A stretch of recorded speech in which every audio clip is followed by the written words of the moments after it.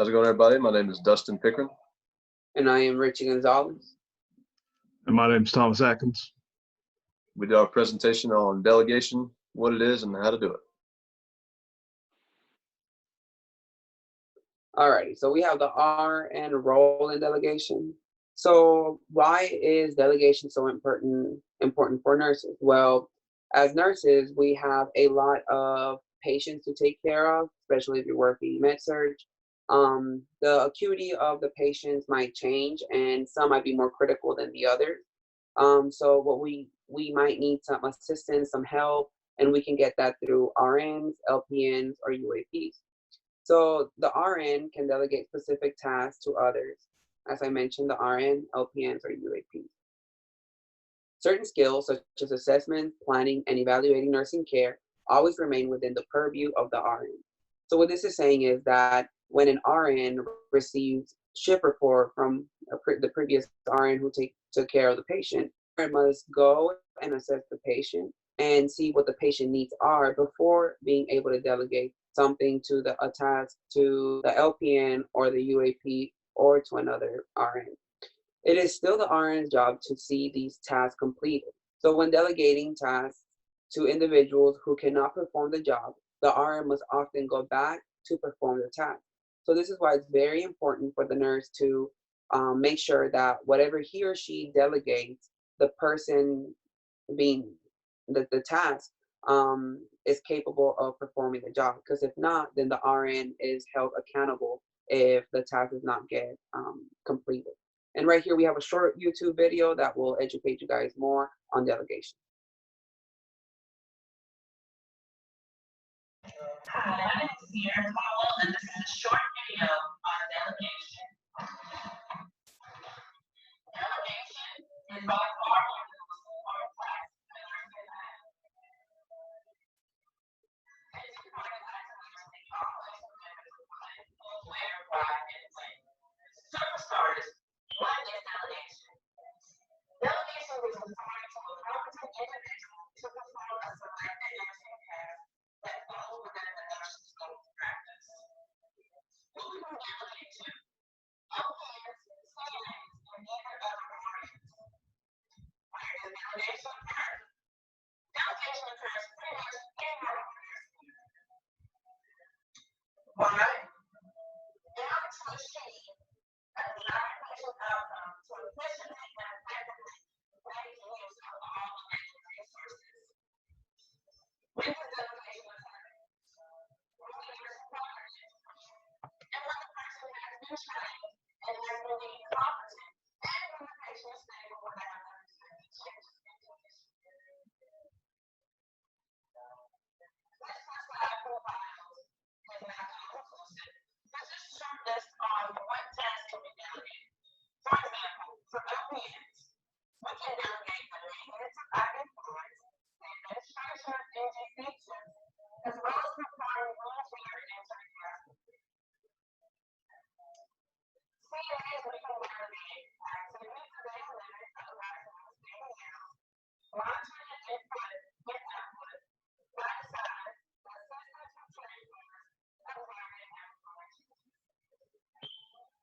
As far as RNs, the same activities as the delegator, and of course support. The 5 rights of delegation are always important over them. The right task, the right circumstance, the right person, and of course the right supervision. Why is nurse delegation so important to us? Because we have so much to do, and it's so important that we allow ourselves the opportunity to get it all done, and we can't do it alone. So what now? As I always say, just remember to be together, everyone achieves more.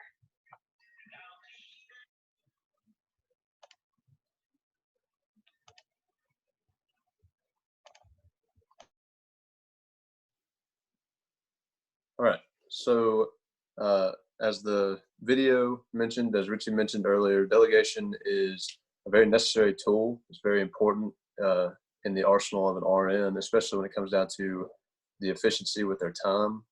It frees the nurse up to be able to do a lot of tasks that they need to do, but still getting everything done that is on their to-do list by involving other members of the team. While it is an important task, it is a heavy one, and you can run into some legal issues because, as Richie said, the RN is still responsible for the tasks that he or she delegates. So if you delegate a task to a fellow nurse or an LPN or a UAP, whoever you delegate the task to, you are the one who has to go and see that it's done. They can come back and tell you that it's done, but that doesn't mean that you should just be like, oh, thank you, have a good day. You need to go and make sure that it was done correctly and safely and all that good stuff. Otherwise, somebody's going to come and ask you why their patient was ultimately put in harm's way or why the task was never performed for the patient. So it is an important task, but it is also, there are things that need to be weighed before you just go around delegating all your tasks so that you don't have to do anything. You're the one that's responsible. So a good way to know whether or not you should delegate is similar to the medication administration template. It's called the 5 rights delegation that were mentioned in the video. And they will ultimately make sure that if you do these things well, then 90% of the time, 99% of the time, you shouldn't run into any legal trouble. And that's making sure that the task you're delegating is even appropriate for the patient. Obviously, you're not just going to say, hey, go and do this to a UAP or an LPN or anybody else if the patient doesn't need it. So make sure that the patient does need it and that the circumstance calls for it. Make sure that the patient's needs are going to be met and benefit from the fact that you are delegating and that you're delegating to the right person, somebody who can receive the task and perform it sufficiently, safely, however fast you need it to be done. Make sure that that is taken care of before you delegate. Make sure that the right communication takes place between both parties so that I know what I'm expecting of the person I'm delegating the task to, and they know what's expected of them. So if I tell them, hey, I need you to go give a bed bath to this patient, and then I go in there and I said, well, I also asked you to do these things. It's very basic things like that that are important. I mean, they need to be talked about explicitly so that there's no confusion there. The right supervision, if I cannot go back and check up on this patient after the delegated task is completed, I do not need to delegate. I can't tell somebody, hey, I need you to go and do this. I have no time to do it. Please do it well because I will not be checking up behind you. You just can't do that. You're responsible for that patient. You're responsible for their safety and their care. So you need to make sure that you are the one providing the appropriate supervision and that you're going to be able to go back and check on that patient once the task is completed. All right, so we have the role of the RN delegating to the LPN. So as I mentioned previously, before delegating can occur, the RN is required to assess first. So it is very important for the RN to assess the patient first, okay? So here, number 1, it says, the condition of the patient who needs nursing care, including, but not limited to, the stability of the patient. So you're obviously not going to delegate a critical care patient to an LPN, you know? An RN is more skilled to take care of a critical care patient than what an LPN is.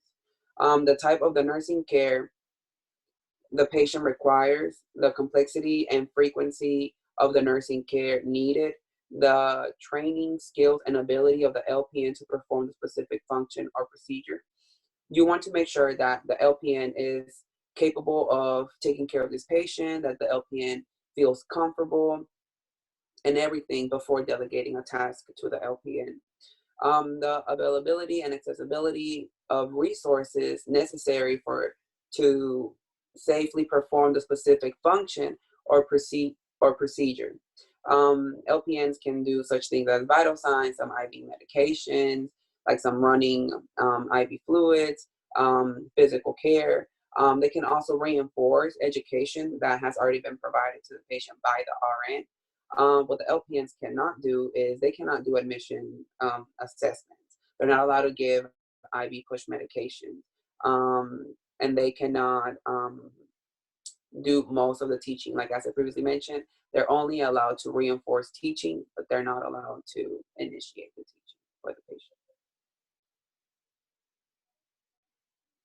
All right, so the role of the RN delegating to the UAP. So here it says that the primary task-related concern in delegating work is whether the person assigned to do the task has the ability to complete it. So once again, you want to make sure that when you delegate something to the UAP is able to perform the task. Delegating to a UAP involves an understanding of their scope of practice. So you want to make sure that it's stuff that the UAP is capable of performing. So such as assisting with feeding patients, assisting with or providing total hygiene, physical care, including motion exercises or ambulation of patients.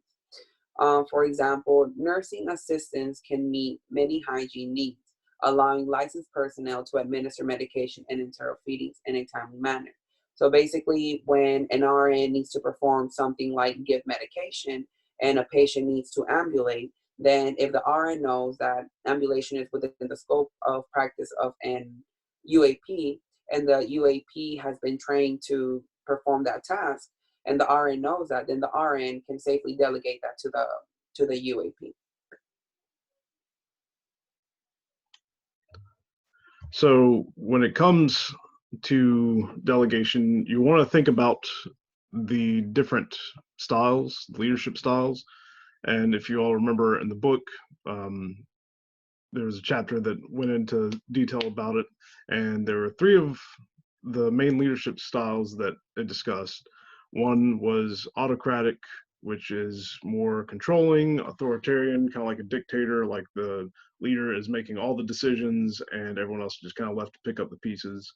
And then you have democratic, which is where there is a leader and they ultimately have the last say so, but it opens up talking and discussions with the workers to allow them to kind of get in their say so as well. And it allows for a much more fluid and usually a better outcome when it comes to delegating and leadership.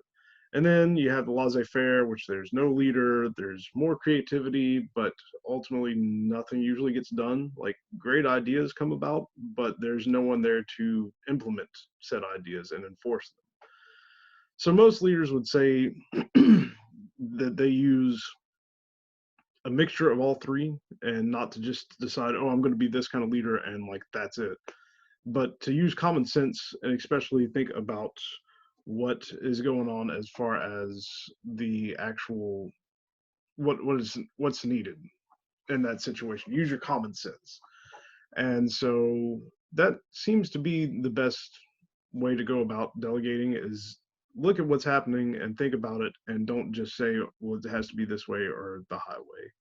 And RNs will become more experienced and choosing the type of leadership they want to use will become second nature. I know it's kind of strange for us coming right out of school and then you have LPNs and UAPs looking up to us to make calls on how to delegate.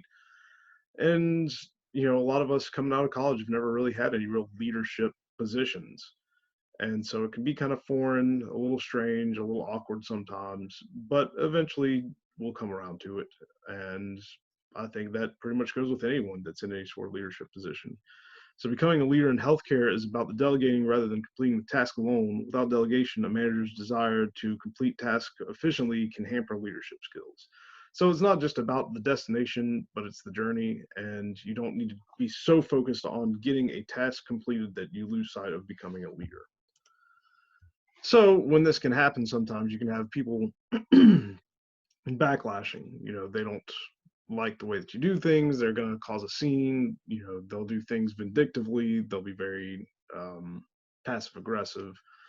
So some ways that this happens is, when you delegate tasks to people that feel like what you're delegating is below them, when you delegate tasks that are too complex for certain people, so you go kind of the opposite in that, and they don't feel comfortable doing it, or they feel like you're giving them too much.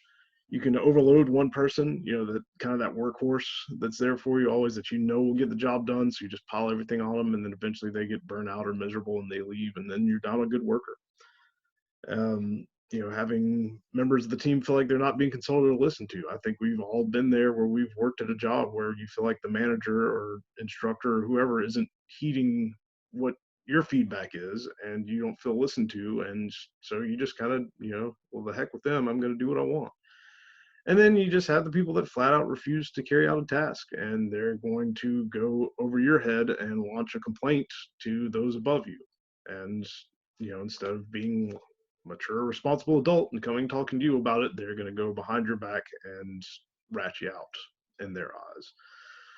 So in successful delegation, these are potential issues that can come about. The qualities successful managers in healthcare organization exhibit include making time for employee concerns, excellent communication skills, building trust, inspiring others, accountability, and the ability to delegate and empower others.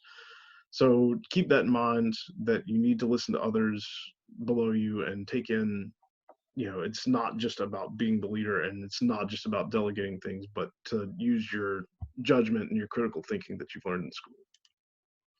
So how to fix some of these problems? You want to allow yourself some brain sessions with some of those that are below you, LPNs and UAPs, especially UAPs, because they're with the patients more and they'll have a lot more information than people give them credit for. So make sure that you listen to them, because they can be a huge asset when it comes to figuring out what needs to be delegated and what's going on and how to better utilize your staff. Ask those in positions above you what they do, how they have addressed these problems, what tactics they use. Don't think that they're not there to help you, because most of the time, if you just ask, they'll help, and they can be a big resource, especially for newer nursing people. So do your own research as well. Read. Don't just get out of school and say, okay, well, I know it all, and I know what the book says and what we learned in class and blah blah blah. Keep learning. Most hospitals will probably give you education on their own to help you continue and learn and grow and use those. Remember to only ask people to do what you would be comfortable doing. Don't ask people to go clean up all, the poop, because you don't want to clean up the poop, because they're going to see that you're kind of giving it off on them and that you're not willing to do it, and they're going to be less likely to listen to what you have to say. So always keep that in mind, to never ask someone to do something that you wouldn't do yourself. And know everyone's limitations, and that everyone needs a break. Even though you think you're at the top of the food chain, so you're working the hardest, so you need all the breaks, just remember that they're people too, and they need breaks and want to feel listened to and validated, and et cetera, and just something to keep in mind. And now we have a few questions for you guys. All right, so one of the questions that we have is, let's say the RN needs vital signs on patient room number 4. But the RN first has to give medications to the patient in room number 8. So who will the RN delegate vital signs to? Let's say you have 2 UAPs, 1 LPN, and 1 RN. In this instance, the RN will delegate the vital signs to one of the 2 UAPs. And then for our other question, we had a select all and apply. Which of the following tasks can the RN delegate to the LPN available on the floor? Select all and apply. A, assist the RN with a dressing change. B, administer Versed via IV push. C, obtain vital signs Q4 hours on a patient. Or D, do an assessment on a patient who just got to the floor. And the answers are A and C. They can help the RN with the dressing change, and they can obtain vital signs Q4 hours on the patient. All righty, and that's what we have for delegation. All right. Thank you, everybody. Thank you.